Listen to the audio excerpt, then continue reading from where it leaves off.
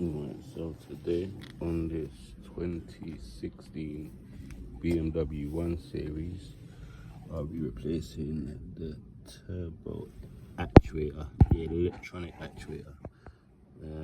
Noticed a lot of problems with these and not seen a lot of videos on them, so I'm gonna replace this one.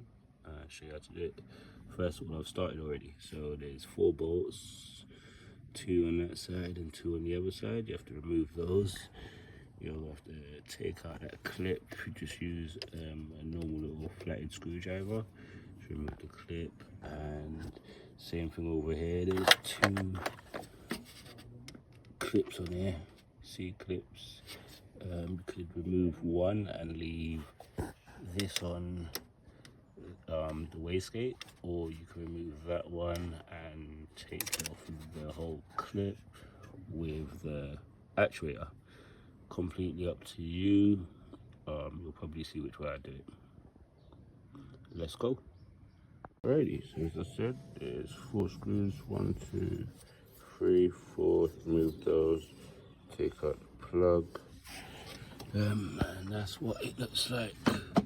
So there's your turbo flap closed, that's your turbo open. So even when you put the actuator back, the new one, you gotta make sure that the turbo's flaps closed. That's like that. You want to make sure it's straight and it connects up again. Don't forget to put your plug, where is it? Don't forget to put your plug back in, and 1, 2, 3, 4 bolts back in. You might find you get a drivetrain error code when you put it all back together, if you don't put it all together right, or if you don't adjust your actuator correctly. It's the electronic actuator, so make sure that you either set your new actuator exactly how your old one is, or you can also just put a mark on it and use the mark as a reference for the new one. Make sure you got the measurements so you know how long your rod is, and put it all back together. Let's go. Okay,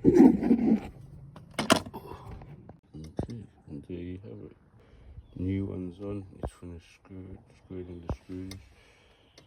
Put back there, and don't forget your little C clips. Those need to go back on to that part. And then don't forget to plug it in. Good to go. Have a good day, peeps.